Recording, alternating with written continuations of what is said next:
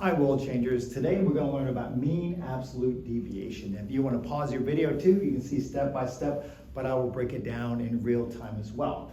What is mean absolute deviation? Well, it is a way to find the average distance of all the elements right here in the data set from the mean of the same data set.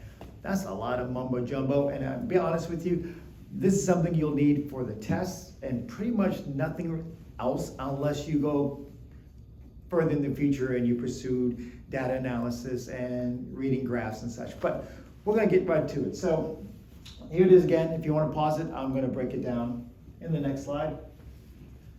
Let's see. There we go.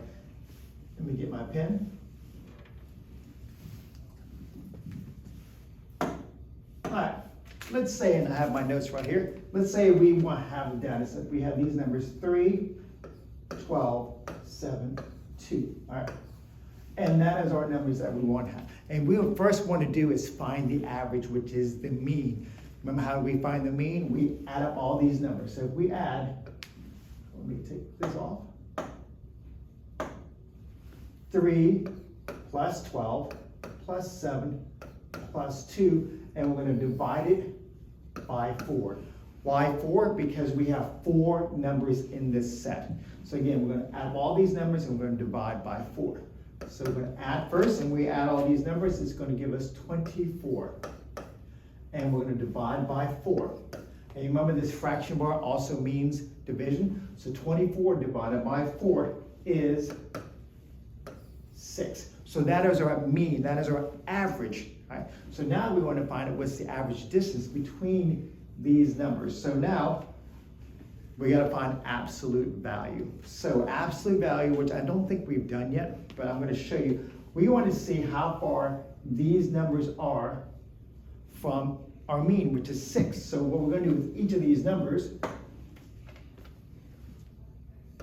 and this bar here means absolute value. Absolute value, all numbers will be positive. So we're going to do 3 minus 6. We're using 3 from our data set. 6 is our mean. So we want to see how far 3 is from 6. So if you start after 3, you go 3, 4, 5, 6. So 3 is 3 digits from 6. We'll do the next one. How far is 12 from 6? I want to find the absolute value right there is also. So again, you can do 12 minus 6, which would give us 6. Or you're saying starting from 6, 7, 8, 9, 10, 11, 12. All right. Don't say 6, 7, because I didn't say 7. All right. And next one, how far is 7 from 6?